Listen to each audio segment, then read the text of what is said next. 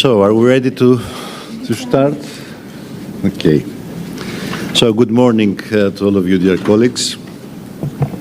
I would like to welcome all members of the subcommittee on the Western Balkans here in Belgrade, as well as all our invited guests.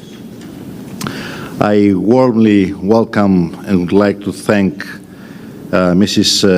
Anna Barnabic, Speaker of the National Assembly of the Republic of Serbia. I met her previously as Prime Minister, now I met her as the Speaker of the National Assembly of Serbia.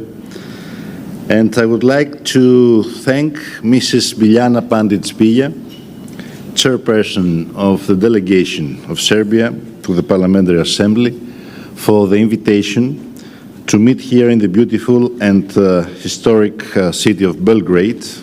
And of course, thanks for all the support of her delegation in organizing this meeting. And of course, I want to thank Mrs. Despina Hadjivasiliou, Secretary General of the Parliamentary Assembly, who is joining us today, as well as thanks the Secretariat. This is the first time that our committee meets in the Western Balkans.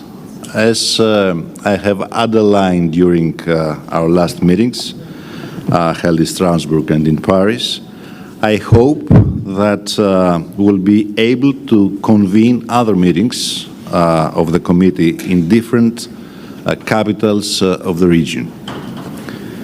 Through this effort, the committee can truly become an engine of the Assembly for its work on supporting the European integration process of the Western Balkans by creating avenues for parliamentary dialogue. So I invite you all to participate as much as possible in this discussion. As we have discussed in the Political Committee, we are going through a difficult period of multiple crises on a global, regional, and European level. A period with 2 wars in our neighborhood, where thousands of civilians have been killed and are dying every day.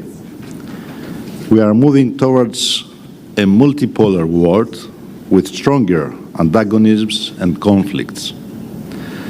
And I believe this instability is getting worse, partly because we are not developing the new security architecture, the necessary diplomatic tools and regional initiatives that we need in order to protect our citizens and ensure peace and stability in this new period of world history. For this to happen, we must stand against cynicism and nationalism.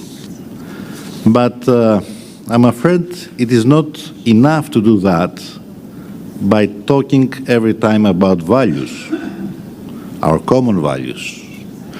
Not because we do not have common values, but because more and more people in the world believe that talking about values is hypocritical, and that we have double standards. So I think that we must learn sincerely from the mistakes of the past. Indeed, the international community must today be more honest than it was in the last 30 years.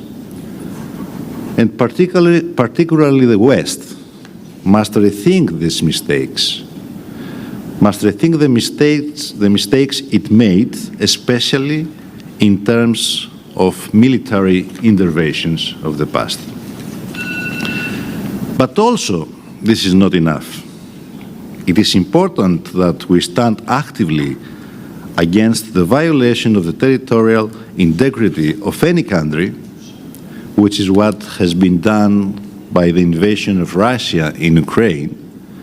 And at the same time, it is important that Europe uses all its diplomatic strength for peace on the basis of international law in Ukraine, and an end to the Russian invasion, as it is important that we condemn terrorism.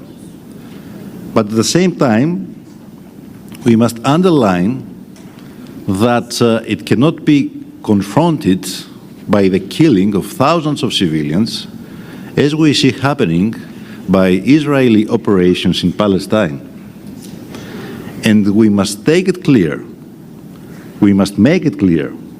that there must be an immediate ceasefire in the Middle East and, of course, an immediate return of all hostages.